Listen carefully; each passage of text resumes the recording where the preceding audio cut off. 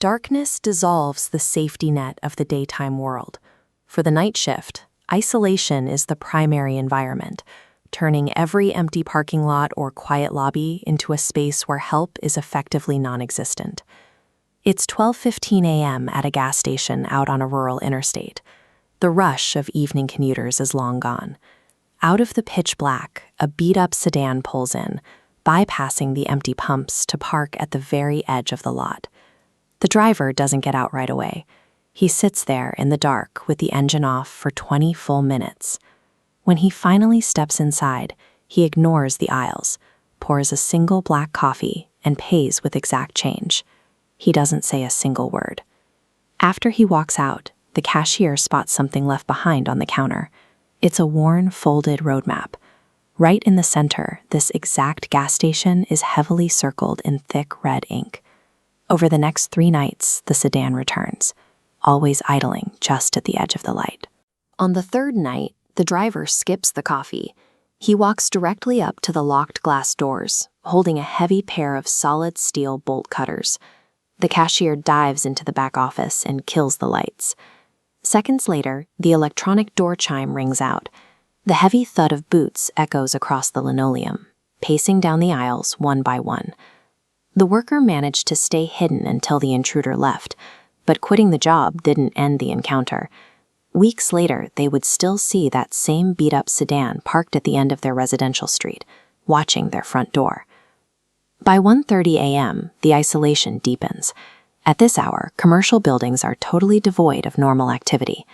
Anyone still moving inside these spaces is either an essential employee or a direct threat. Up on the 14th floor of a downtown corporate high-rise, a night cleaner is working through their routine. As they push their cart past the lobby, they spot a fresh trail of wet, muddy footprints trailing straight into a pitch-black grid of cubicles. A phone rings deep inside the dark maze. Before it goes to voicemail, a second rings closer, then a third. The ringing mirrors the cleaner's path exactly. At every desk, an intruder hits redial, using office hardware to stalk the target through the shadows. The cleaner backs away slowly. Suddenly, a tall, dark silhouette darts across the peripheral light of the main hallway. Dropping the cart, the cleaner sprints for the emergency stairwell, taking the concrete steps 2 at a time. Corporate offices are designed to hold hundreds of people. When empty, that vast, open architecture turns into an acoustic trap, making the space feel inescapable when you are being hunted by a single, unseen aggressor. At 3:15 a.m., the weight of the shift starts to take hold. In the lobby of a cheap roadside motel, heavy rain drums against the glass doors. It's the kind of dead, quiet environment where every small sound puts you on edge. The automatic doors slide open. A woman walks in, completely soaked. She's barefoot and wearing a faded hospital gown. She walks straight to the counter and calmly asks for the key to room 112. The night auditor informs her that room 112 is already occupied by another guest. The woman doesn't argue. She just tilts her head, smiles, and whispers, "I know." Then she turns and walks back out into the storm. Less than 5 minutes later, the switchboard lights up. The call is from room 112. The auditor answers, but nobody says hello. Instead, a man's frantic scream blasts through the receiver before the line goes dead. The auditor reaches room 112 to find the door wide open. The room is empty and the bed is untouched. But in the bathroom, the shower is running full blast, washing a thick crimson red down the drain. The police found no trace of the woman or the guest.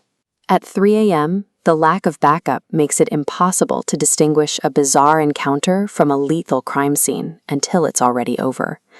By 4 a.m., physiological exhaustion causes the brain to misfire. Shadows stretch and sounds distort, making it difficult for isolated workers to trust their own senses. It's 4:45 a.m., deep inside a subterranean city parking garage. A lone security guard sits inside a glass-walled booth on the lowest level, monitoring a wall of flickering screens. Movement catches the guard's eye on monitor 4. A dark silhouette is making its way down the concrete ramp. The man is walking entirely backward, maintaining a slow, deliberate rhythm. The wireframe reveals a gap in the electronic surveillance. the man steps into a dead zone located directly above the security booth and vanishes from the screens. 10 minutes pass, and he never emerges on the other side. A soft, hollow tap echoes from directly overhead. Tap.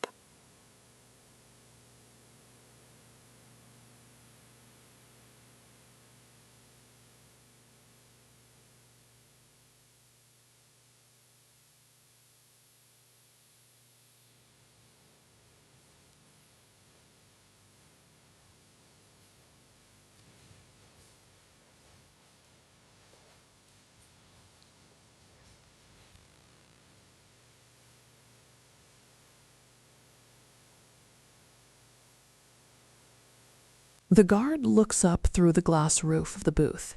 The man is crawling upside down across the glass pane, staring down with a massive, unnatural grin. Sunlight eventually brings the shift to an end, but the hypervigilance remains. Once you've watched a figure crawl across your ceiling at 4 a.m., the quiet of the night is never truly peaceful.